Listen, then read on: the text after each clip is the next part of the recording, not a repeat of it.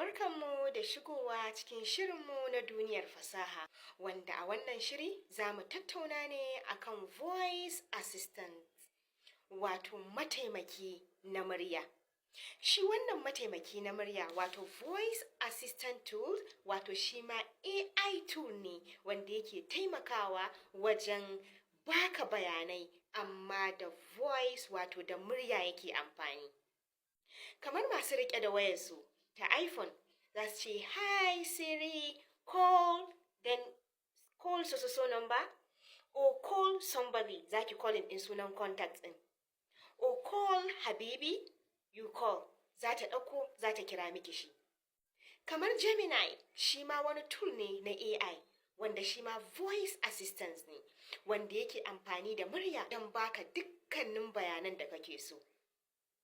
Kai, AI sha'anin shi akwai ban mamaki, akwai daɗi, akwai abin amfani.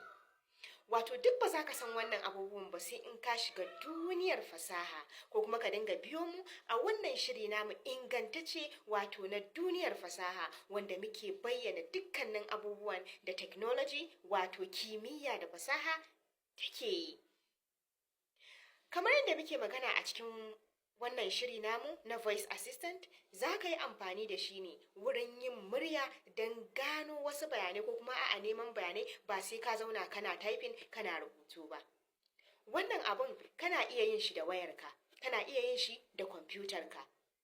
Settings ne idan ka riga ka yi ta riga ta gane muryarka kana zuwa shi kenan za ka yi shi wato a laptop ɗinka kenan.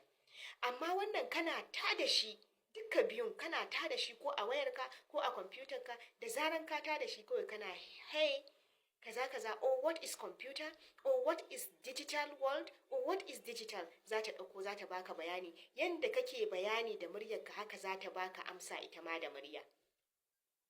Me amfani da wannan lokaci, me amfani da damar da muka samu don taimakawa kawunanmu wajen fahimtar ilimin kimiyya da fasaha.